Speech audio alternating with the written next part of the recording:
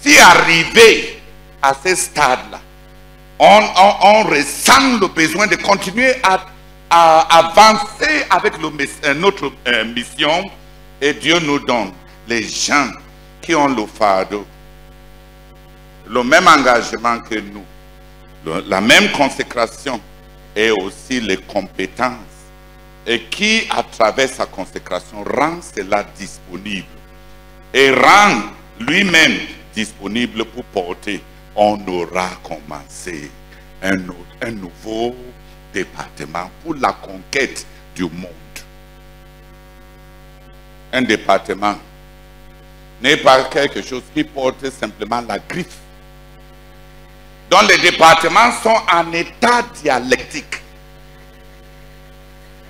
face aux besoins croissants, il y a des besoins qui pouvaient être très négligeables quand on est petit. Par exemple, une assemblée de 100 personnes n'a pas besoin d'un département de mariage.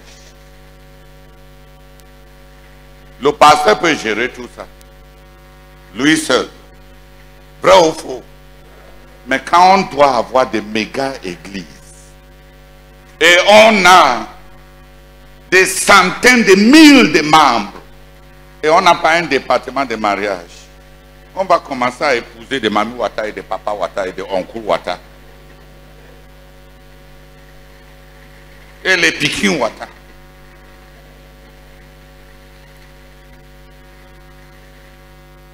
L'étendue de ces besoins impose sur nous un département.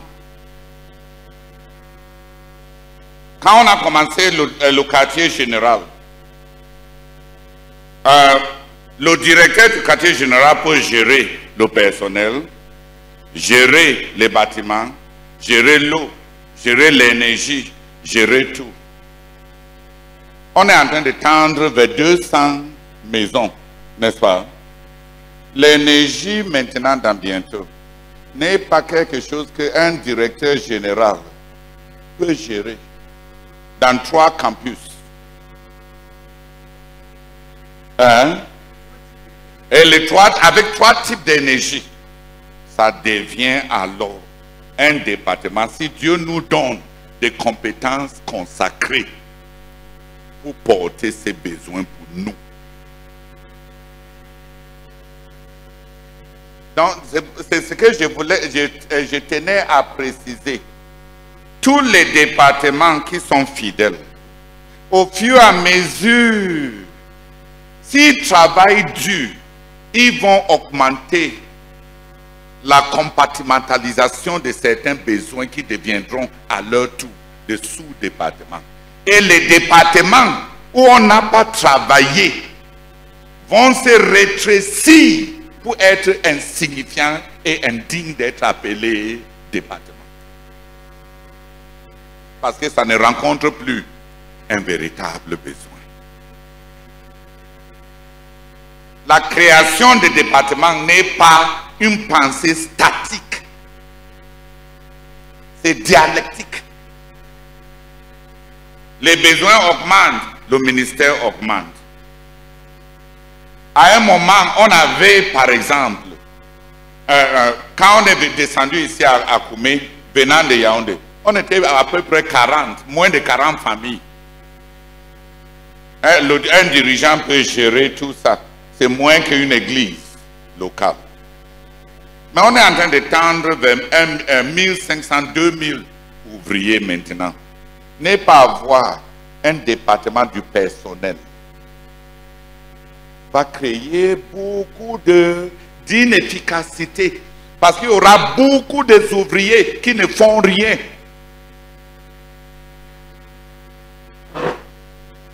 Chacun va se réveiller et dormir chez lui et aller dans son champ parce qu'il n'y a pas de pointage.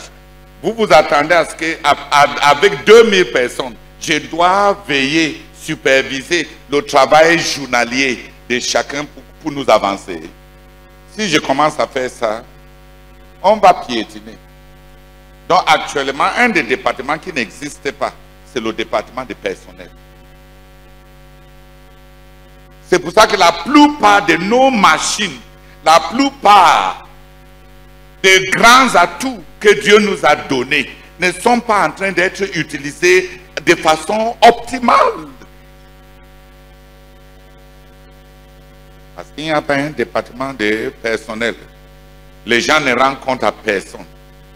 Le manquement de gestion, l'indiscipline, les gens bavardent sans rien faire. Parce qu'il n'y a pas un département de personnel. Alors, là, au niveau où on se trouve maintenant, avec plus de 2000 ouvriers, on doit avoir impérativement un département de personnel qui embauche beaucoup de gens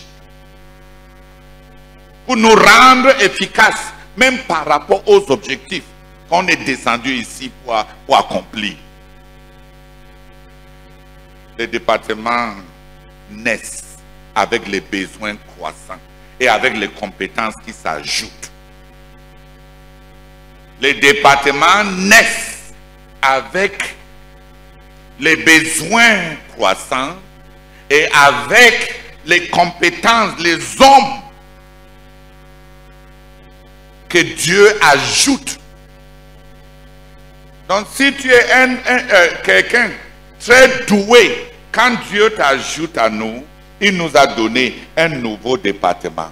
Parce qu'il nous a donné ce que tu es et ce que tu peux faire pour nous aider par rapport à cet aspect-là dans l'avancement de notre but à nous tous. Le problème, c'est que dès qu'un frère voit qu'il y a un besoin dans le ministère que les dirigeants ne sont pas en train d'adresser, si on ne l'écoute pas pour qu'il fasse la dictature, il ne fait rien. Et comme Absalom a réalisé qu'il n'y avait pas un département des affaires sociales dans le royaume de son père qui était trop engagé à la poursuite d'un but. Il aurait pu combler. Mais il a décidé de faire ça comme un moyen d'avilir son père. Il a reconnu un besoin ressenti. Mais il a décidé d'aider son père pour avoir un royaume plus solide à travers les compétences dont il dispose. Mais il a décidé de fragiliser le royaume de son père à travers les besoins non rencontrés que lui, il a reconnus.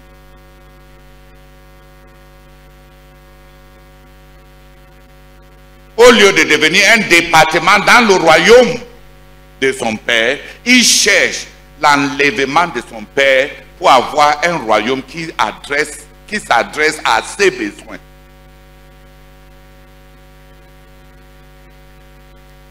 Il ne veut pas adresser ses besoins de sorte que son père soit comme s'il est plus grand, comme s'il a réussi.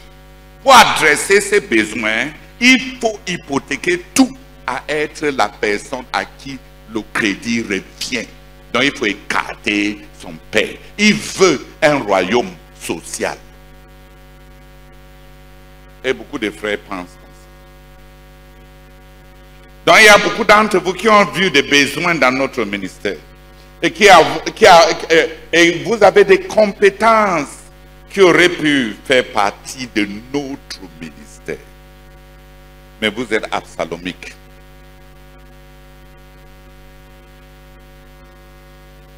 Vous voulez commencer un ministère qui rencontre ces besoins-là. Et on va appeler l'autre là votre ministère. C'est être des Absalom.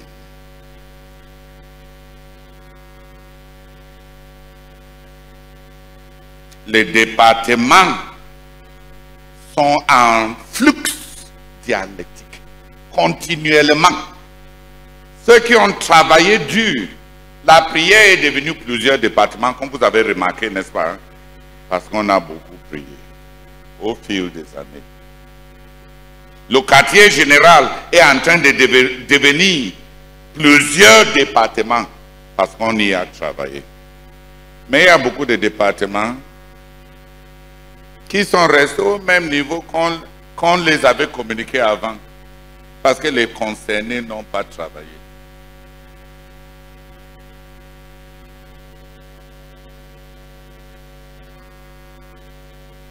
Et puis même encore, certaines personnes, quand les besoins se ressentent et Dieu envoie les autres de compétences, il tient à contrôler avec un micromanagement de tout ce qui vient.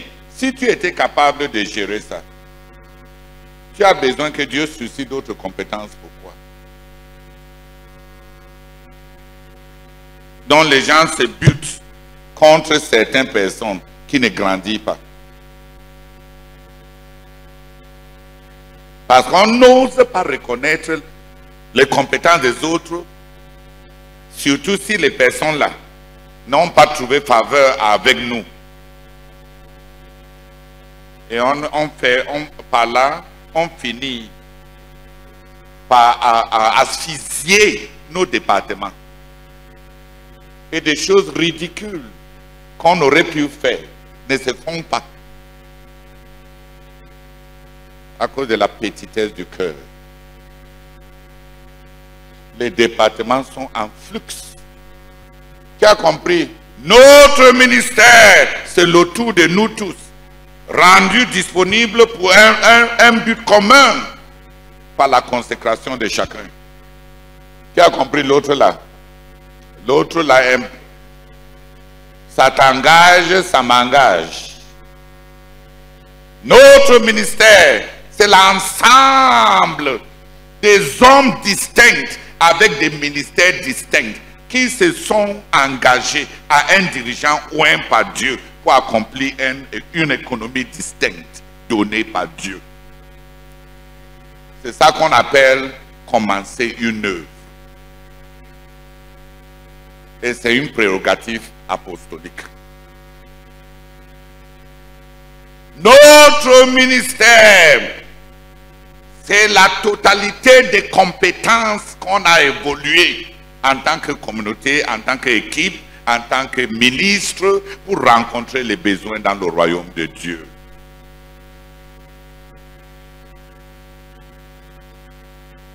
Les départements sont développés autour des compétences.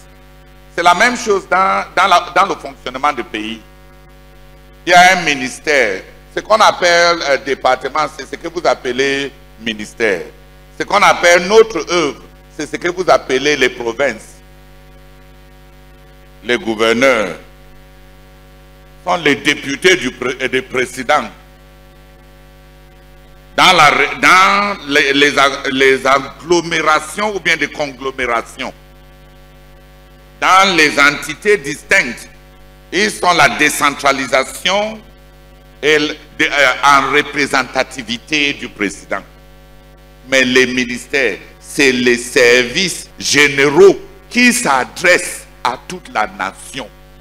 Donc, notre gouvernement fonctionne par la répartition du leadership et par la généralisation des services. Qui a compris? Quand on envoie un missionnaire au Mali, c'est comme un gouverneur dans notre vision. Il représente le leader pour avancer son programme ou bien sa vision, pas pour aller commencer sa part. Mais les ministères à la base sont autour du président comme des services qui s'appliquent à toute la totalité de notre œuvre. C'est les services généraux.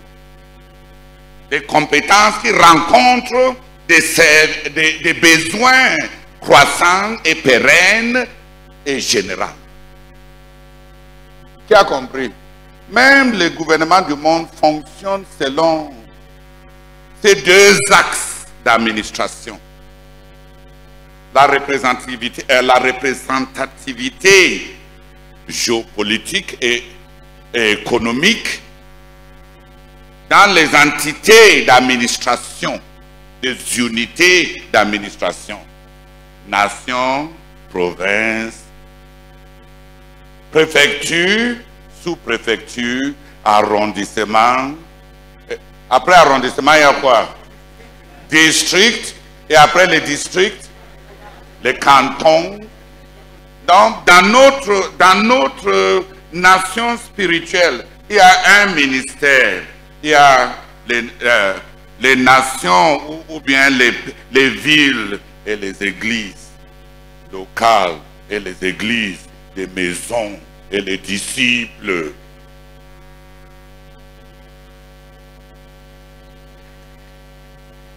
Mais il y a trop de désordre. On trouve les gens, les soi-disant gouverneurs, qui veulent faire le travail des sous-préfets. Tout doit passer par eux. C'est eux qui doivent aller inspecter les terrains. On ne fait rien sans passer par eux. Et on est baptisé dans notre ministère avec des bêtises des hommes.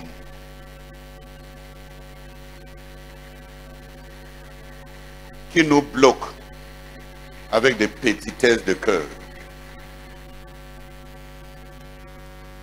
Mais il y a les services généraux. Dans le pays, quand on était petit, il n'y avait pas un ministère pour les affaires féminines. Un ministère des affaires sociales et conditions. On a anéanti l'autre là. C'est devenu...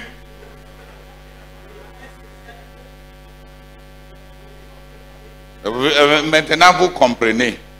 Quand le pays grandit et les besoins grandissent, les services deviennent plus spécialisés. Qui a mieux compris? Quand on était jeune, il y avait un ministère qui regroupait sport et jeunesse. Hein? Et il y avait l'éducation nationale. Maintenant, l'éducation nationale est devenue 3 ministères.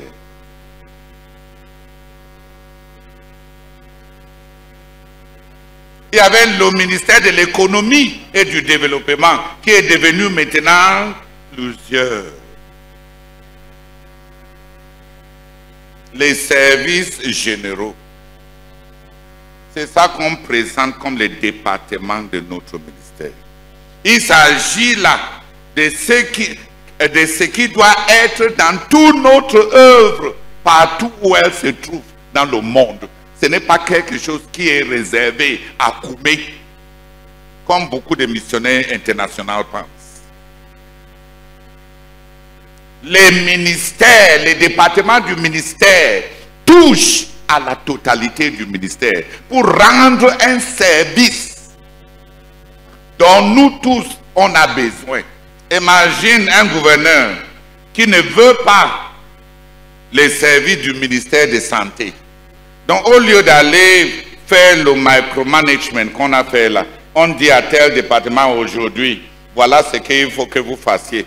Ce que vous allez voir même ne représente pas le 10e des ministères qui existent déjà. Et ça ne représente pas 1% des ministères, des départements dans notre ministère qui sont en gestation si on doit atteindre le monde.